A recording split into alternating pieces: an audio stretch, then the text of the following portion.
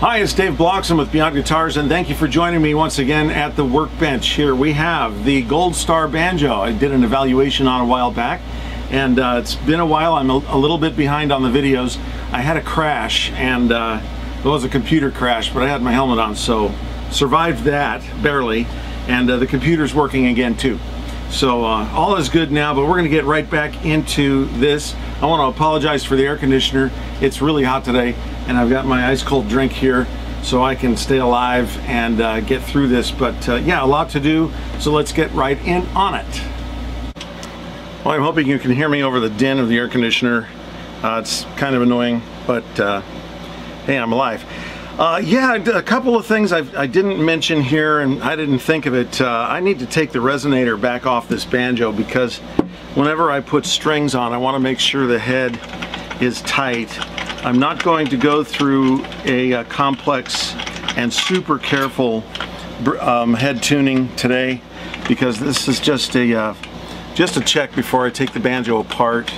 So I do want to get in there. It feels a little bit loose to me.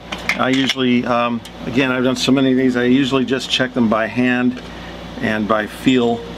So that's usually how I go, but I've got a couple of ways to feel them. I know I have a drawer with a few of these. That one's a little loose. There are different sizes of these, and so I've got a few extra tuning keys here for the banjo head. You know, the drum is the same, made the same way. Yeah, that's extremely loose. A drum is made the same way as a banjo, but a drum will have far fewer hooks. And I'm just giving it a tension that's equal all the way around. And if it weren't so loose, I really wouldn't turn it this far, but these nuts are basically just not even tight in the least. So we'll get ourselves around this a couple of times. That's completely loose. Yeah, the first stage in banjo setup for me is getting the head tensioned, because it affects so many other things that you can't even begin adjustment until the head is at a good tension. I mean, you can make little adjustments on it, but it's kind of like building a house and then building the foundation. Much easier to just go ahead and start at the beginning and do it right. So, and as you go around, I will get more into detail about this when I'm setting the banjo up. So I'm not going to say everything about this, but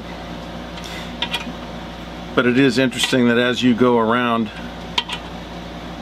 you're pulling the hoop down and it loosens up the other hooks. So you have to go around a couple of times. Like if you're tuning up the banjo and then you start with one string and then tune up the other four, you'll find the first string you tuned is gone flat because the tension has pulled the neck forward, and all the other strings now are a bit slack. So that's feeling pretty good, and like I say, I'm not going to get too detailed about this. I like feeling a nice good tension on that. Yeah, could use a little more. The foundation I'm talking about really is bridge position, because if the head has a tension to it, and it's a bit like a trampoline. If you stand on a trampoline that is really loose, then you go clear to the ground underneath it. And similarly, the bridge will be at a very low position if the head isn't tight enough. And if you tighten it up, then the bridge comes up, and then you can see what the action's supposed to be. And this is feeling a lot more correct to me. So we're going to go with that for now. And that's all I need to do with that right now. So the resonator's going back on again. And if you saw my first video, you know all about this.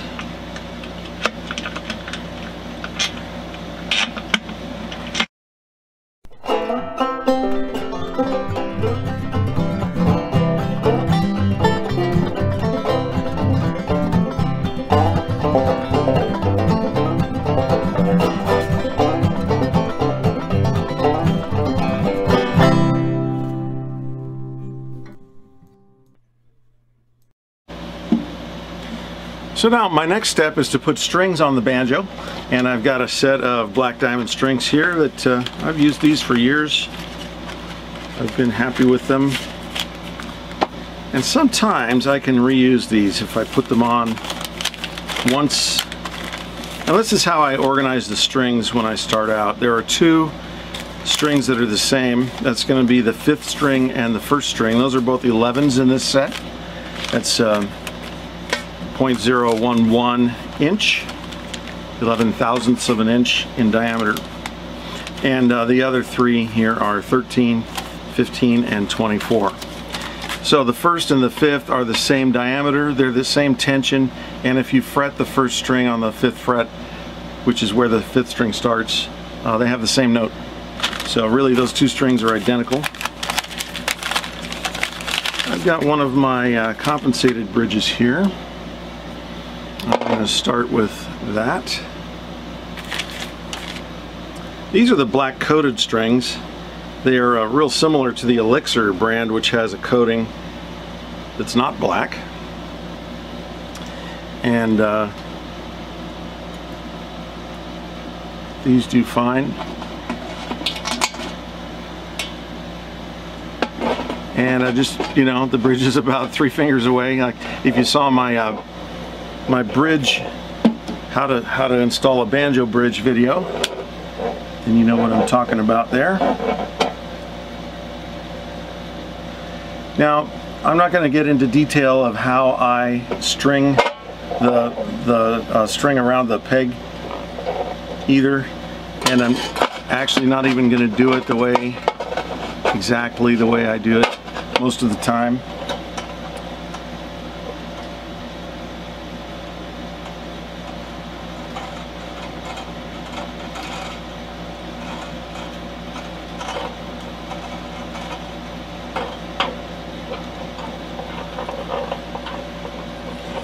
Now my old hands have arthritis. I've actually got a prosthetic joint in my right hand. I had that done a few years ago. My left hand could use some help. But you know, the only reason I'm saying this is that I cheat a little bit with this battery-powered assistant. Now this is a tool that's made for this job. It's not a cordless drill. A cordless drill could destroy everything. Finesse is important. So I would start with either the 5th or the 1st, but I don't know that it makes a lot of difference. I only have enough tension on that string just to kind of hold the bridge up, and I'm not really too worried about anything. Just a little bit of tension. And then I will say about the Kirshner tail pieces, they are much easier to string up than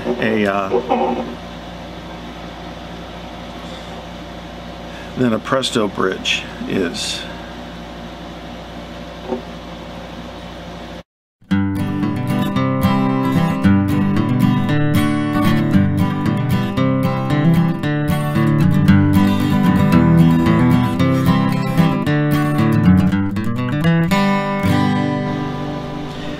Another thing about strings, you don't want to kink them at all. You don't want any kind of ripple in their length, so you need to be very gentle and make nice big curves. Don't ever grab it and kink it.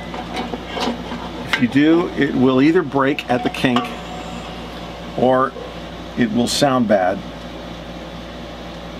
or both, because it could sound bad and work for a while and then break. This is an Ernie Ball tuning, what do they call this thing, a power peg. And yeah, with my arthritis, I like it. And get these in the right order. Going through the nut. Just 2 more left. 15 thousandths. Big curves, no kinks.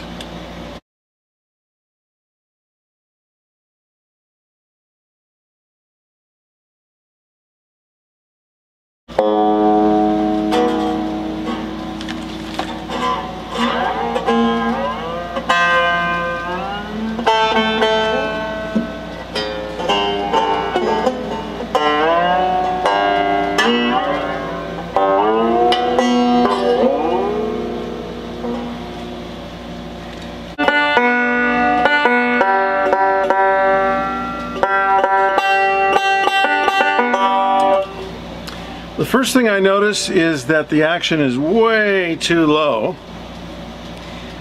I'm going to try and place the bridge.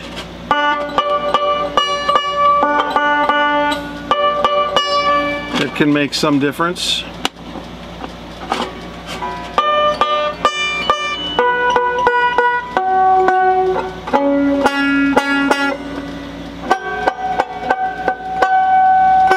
You can hear the string buzzing, especially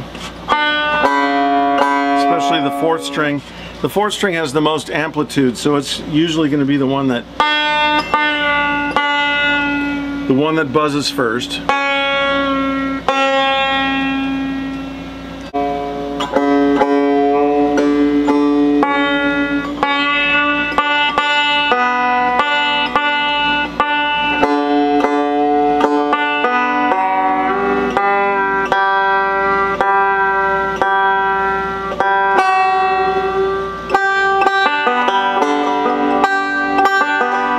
I can hear the tone of the banjo. It sounds very good, but the strings are definitely too low.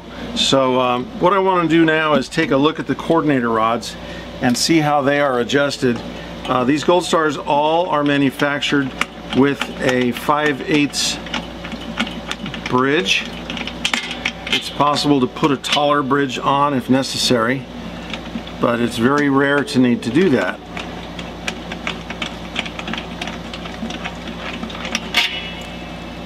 So right off the bat, not perfect here. Now when I evaluate coordinator rods, I like to relax them and see what their state is, if they're tight or if they have already been adjusted one way or another.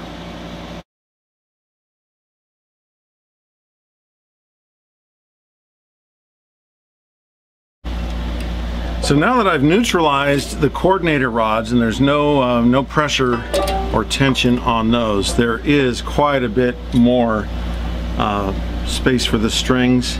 They were just not correctly adjusted. And since they're neutral, I can always increase the action a little bit. It's pretty low. I like a low action, but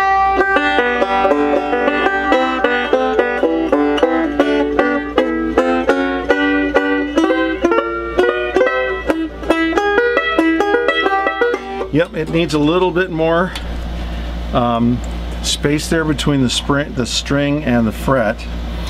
And the way I would do this is, if you think about, I'll go over this in greater detail in the setup video, but there's a rod in the back and there's a rod in the front of the neck. Now the rods are actually tight against the rim here, as if the rod itself were a nut, like this nut here. These need to be tight because they just secure the neck to the rim. But now at the bottom we can control, if there's tension on this rod, it's going to try and expand. It's a spreader and it'll expand the rim here, and it'll push the back of the rim up, and it'll cause the neck to go forward slightly. And the opposite will be true. We can either tighten the outside nut, which will pull on it, or tighten the front one, which will push the front up a little bit. And I'm going to do that somewhat. If you've ever had your resonator off, you've probably noticed the coordinator rods and that they have holes in them, and those are there so you don't have to grab them with pliers. I use a little drill bit and just stick it through the hole, and that gives me a little purchase on the rod, so I don't have to mar the rod with pliers. And I would definitely use a proper wrench. This is a 7/16 wrench. Just any old 7/16 from the hardware store will work.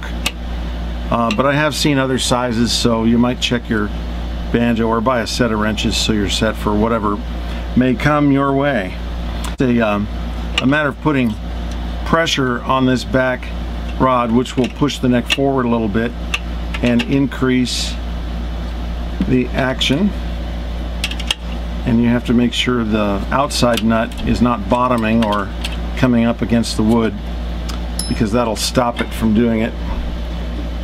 Yeah, and that's a really nice action right there. So it looks like it's doing well.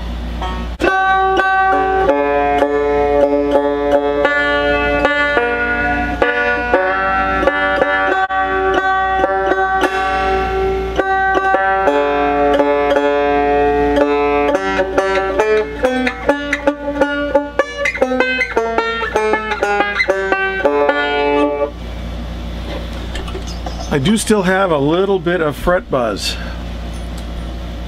Doing a little more adjusting on this than I would like, but we're definitely within the safe range.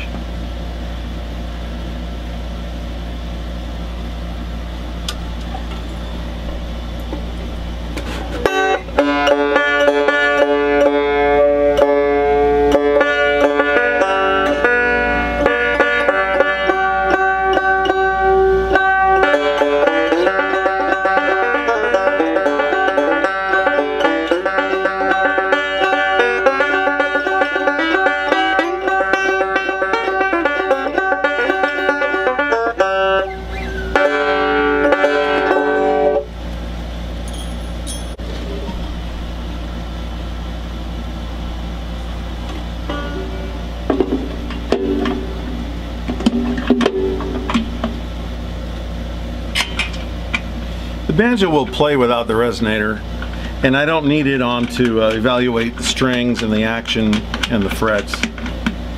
Just the tone. I just want to hear it.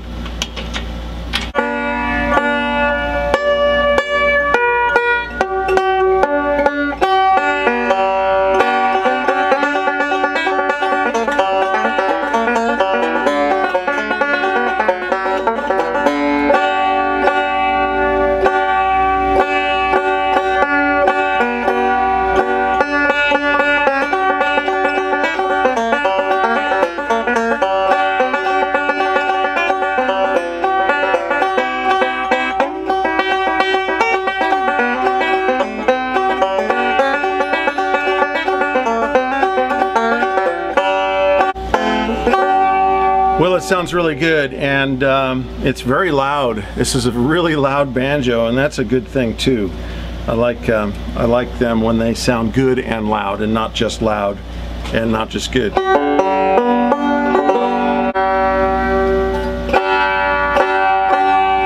So new strings and a new head will always just kind of be an annoying out of tune problem for, you know, a few days to about a month. The head especially takes longer for it to settle in and needs to be retuned a little bit here and there. The strings for the next couple hours. But one thing that you can do with strings too, and everybody really does this, is stretch them out, because that's what they're doing, is they're stretching out, and they can either take a long time or you can hurry up the process just by giving them a little tension. And again, no crimping. But you'll notice how out of tune this banjo will be now that I've stretched the strings. And I'll go ahead and I'm increasing the tension on them by giving them a twist like this in a nice large arc. So this is going to be really out of tune. New strings that have just been stretched.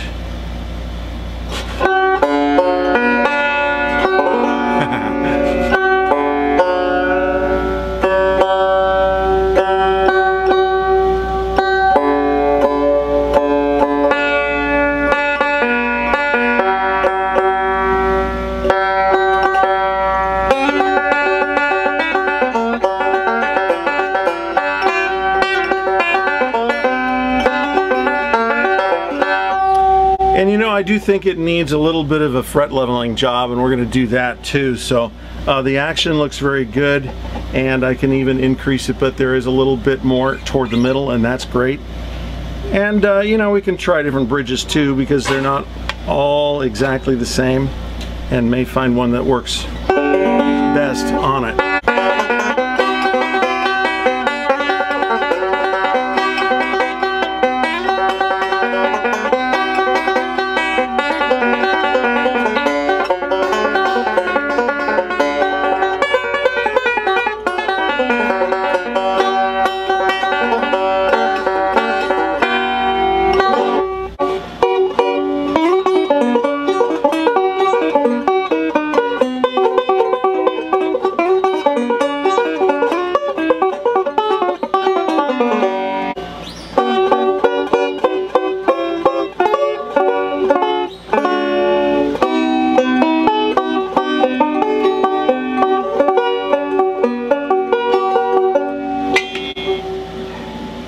Well, it's a very good sounding banjo, and we're just going to improve on that with a better setup. And yeah, the neck came into nice position here just by readjusting the coordinator rods a little bit. So now we're going to start the deconstruction. All right, now one thing I want to mention, and I've had this sitting here for a while now. I bought this little box at the Dollar Tree, I guess it was, the green one, the dollar store, whatever. And I always recommend something. You've got to have something to hold some of the smaller parts. Now, this isn't going to hold everything. Obviously, the resonator can't fit in here, and other large parts I will have to keep somewhere else, but you do want to keep everything organized. So something that has a top to it, because little parts are easy to lose. So I've got this little 3-compartment deal, you know, maybe a couple of these, or whatever you have, little boxes or something. So to get started with this, we're going to start by taking the strings off. If these were old strings and I was certainly not going to reuse them, I would cut them. I would just cut them with a pair of diagonal cutters.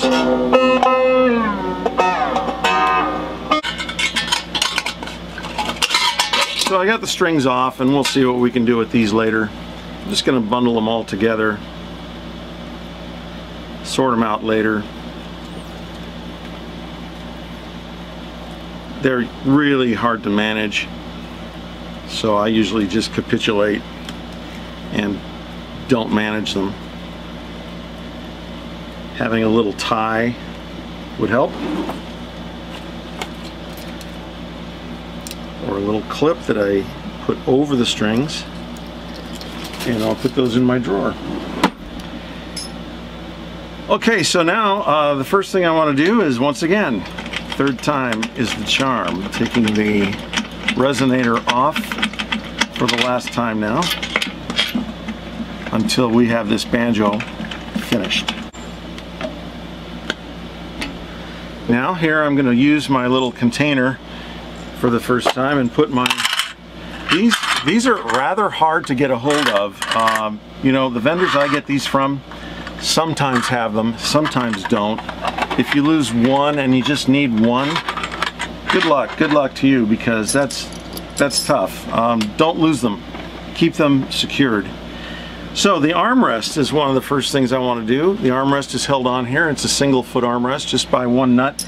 There's a real trick to getting these back on, and I have developed a scientific method with sophisticated tools called popsicle sticks that allow me to put these on with great ease. But if you don't use them, These armrests are a pain in the neck to put back on because they have this little piece of metal that has to go under the hooks, and somehow you need to get this bolt through it, and it keeps sliding out. We'll go over that when we get to the reassembly. The tailpiece is interesting. A lot of people will tighten this nut up like it is one of the hooks that hold the head on, and it isn't. The only purpose for this nut, you see how loose it is? I'm turning it just with my fingers. The only use for that nut is just to keep the tailpiece from flopping up.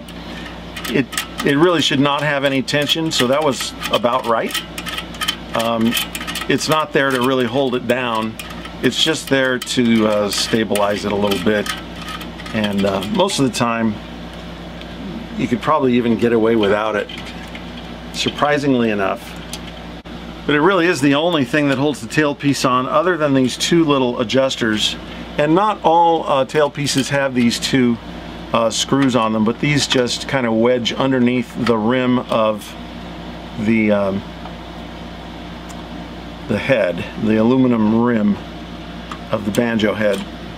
And so I'm just going to back these out a little bit. You don't remove them until it loosens, and once it's loose, the tailpiece comes right off. And what I do with the nut on these is just screw the nut back on, and that way I don't lose any of it. Now, I'm not going to be reusing this tailpiece on this banjo. I'm going to put the original tailpiece on it, so I will stow this away, and if I ever want it again, I know where it is. Okay, so the banjo head is held on with all of these hooks and nuts. The hook hooks over the band or the rim, and just as I adjusted them, I will go around loosening all of them. And I would not use a power tool on this. If you wanted to use a power tool to remove them, only to remove them, there's really no harm done as long as you keep it going to the left. Lefty-loosey. Do not over-tighten them. You can wreak all kinds of havoc, which I think havoc is the only thing you can actually wreak. I've never heard of wreaking anything else, but I suppose maybe there's got to be something out there you can wreak other than havoc. Just keep it going to the left. It's just that a power drill is so powerful and so loaded with torque and so fast that it's easy to get out of control and ruin your valuable instrument. So I like to keep, other than tools that are designed for it, like the string winder, which is powered by 4 AA batteries. It does not have a lot of torque, and if you really loaded it with force, it would stop. It just doesn't have much power, so the anemic power is a good thing. Just go around until they're all loose, and you'll notice I did not take any of them off yet, just loosened them all. Putting it on is more or less just the opposite of what I'm doing here.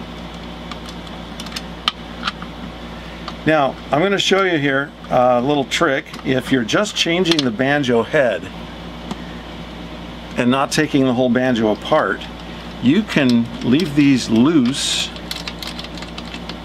and unhook the hooks. You do need to have a little space here. Get them off far enough that the hooks can come up and unhook. And if you can get these to come up and unhook, then you can stuff them down like this. Unhook, unhook. So I'm just doing this for the benefit of demonstrating how you can change a banjo head without removing all the hooks. I am going to be removing all the hooks. You see, I've got the nuts loose enough I can do this with my fingers now. And I'm just pushing up on it until the torque of rotating the nut is enough to spin the hook around when it pops free of the tension hoop. There we go. and they just fall down. And since these are what hold the tension hoop in place, you just have to get all of these unhooked. All 24.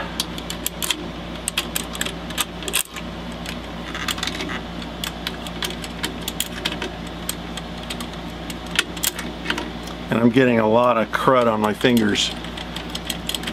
Things like this are dirtier than you think. That's why I need to clean it. It's got a lot of years of dust on it. It's come from a faraway place. It's got dust from all over the world on it. Now that all the hooks are unhooked, they're still in the flange, you notice, but they're all loose, and the tension hoop will come off. It should come off easily, and it should not be wedged by the neck. That is, at this joint, what I just saw was perfect. It did not have any tension there at the neck. And I'll show you once again. There's a spot on this hoop that's lower than all others, and that's right here. That's where it meets the neck, and the hoop should be able to go over and fit nicely over the head without being bound in this area, because the neck should not be pinching it. All right, and then the banjo head comes right off. Now this head I'm going to put back on, but I'm going to reverse it like this, so the tailpiece will cover the logo.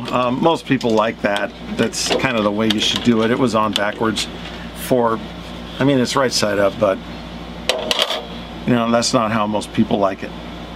All right, so I'm just going to go ahead now and take all of the nuts off.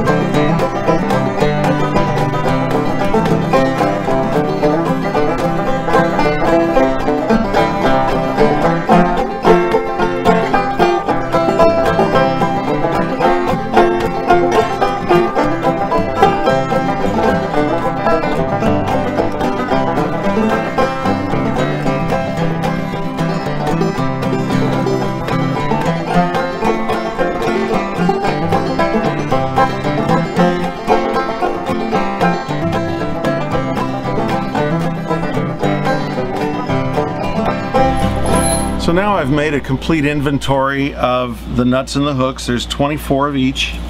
There should be, the nut that holds the tailpiece on belongs to the tailpiece, and so I put it with that, and I'm not really going to use that tailpiece again in this banjo. 24 nuts, 24 hooks. They're all going to be put into my little safe container. Now I will eventually be throwing these in my ultrasonic cleaner and get these cleaned. They're in good shape.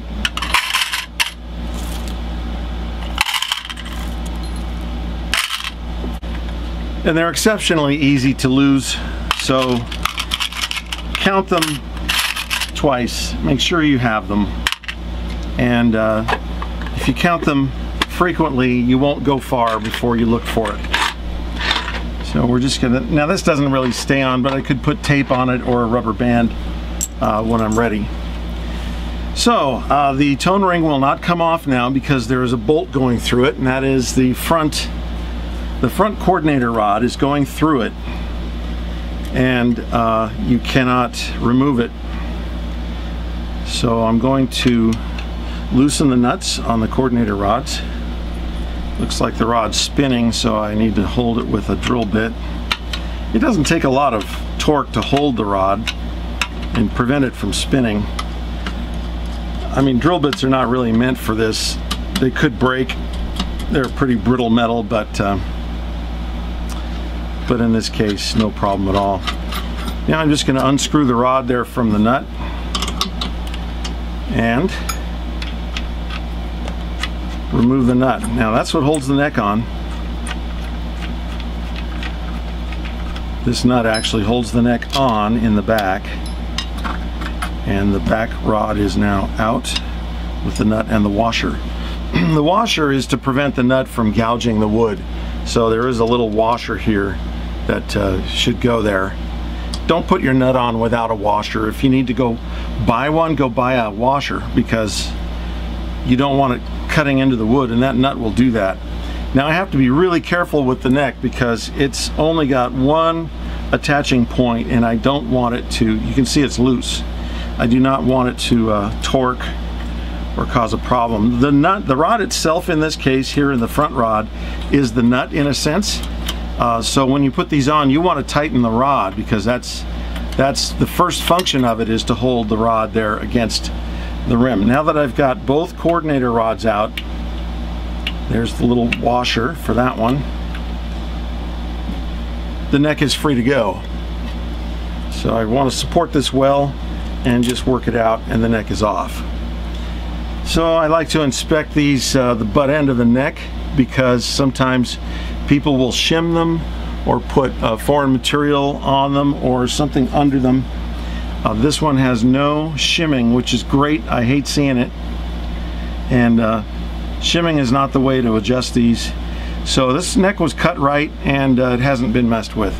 Now the tone ring actually can come off, and sometimes it won't though. Sometimes it will resist coming off because it has a friction fit. But this one looks like it's not too horribly tight, and I just keep working around it and lifting on it. You can see I'm getting some separation here. Okay, so here's the tone ring. This is what weighs a banjo down so much. I mean, it all weighs something, but the tone ring is heavy. It's bronze. It's dense metal. So yeah, now to get the flange off, that's more difficult. We're almost down to the nitty-gritty here, but the flange, I want to get it off. The problem is that it's held forward, and forward is where it's pressed into a ridge that's made in the rim. The rim on a lathe has a high spot on it all the way around, and the flange is put on from the back, and it hits the high spot and stops. And these little angle irons are what hold the flange in place, and each one of them has 2 wood screws that invariably are very, very hard to get out. So I will give it a try, and sometimes I give up because I don't want to break the screws. And yeah, that's sometimes that's the difficult part of taking the banjo apart. Well, my memory card filled up on the first, just on the last segment, so I'm going to try and catch up with what I missed. It wasn't much, believe me, just tedious screwdriver work. I got all the screws out of the rim, no problem. The flange came off, and so everything's in good shape. It is rather dirty, and so I'll be cleaning this. And you know, I believe it's the earliest Gold Stars from 76 through 79. That's the first run. I think that's the period when Sumi was manufacturing these for Saga Musical Instruments. Sumi was a well-known mandolin maker in Japan, a fine craftsman, and his shop was making these in the earliest days of the first Gold Stars. And then I believe there were more than one other manufacturer, but the only one I know of is Tokai, T-O-K-A-I, and you can also find Tokai banjos that are really identical to these. And I've seen Gold Star banjos sold in Japan. In fact, I've bought them from people in Japan that were not marketed under the Saga name. They were just manufactured over there and sold in the Japanese market, and they also are made exactly the same, but they do say Gold Star on the headstock, just like these. Kind of interesting. Yeah, I had one of those last year. I bought from a gentleman in Japan. So next time, oh, I want to mention to you, these brackets, you know, came out fairly easily, and I noticed that the screws are steel, and that was an advantage actually over the early Sumi banjos, as I understand it. They used brass screws, and they're rather soft. so they're a little tricky to get out, and they really lock into the wood. So what I suggest is, if you have an early one with the brass screws in the rim holding the little brackets on, you know, that's what I had to remove these to get the flange off.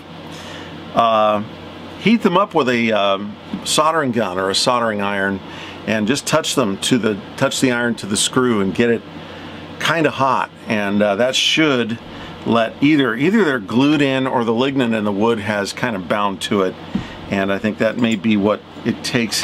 It's amazing what heat can do.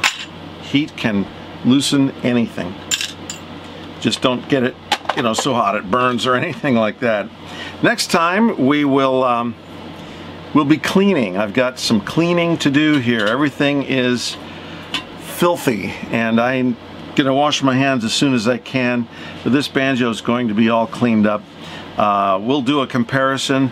This flat top tone ring, I've got an arch top that I can bring over here and show you and show the difference.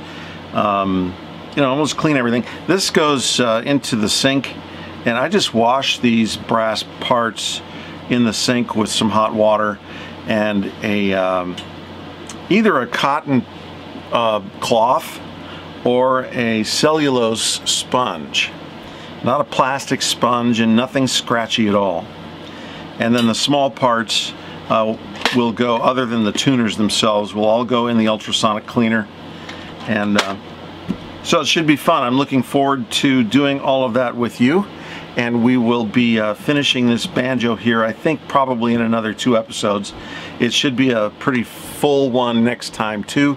Be sure to like and subscribe and hit the bell on the subscription so that you get notified when my next video comes out, and you can continue to be a part of this banjo restoration project. The repairs, we will get started, but I think we'll probably have another episode to address all of the repairs. So the neck needs a few things with frets and some patchwork on the wood. So join me next time here at the Beyond Guitars channel, and we'll get this banjo all together with you.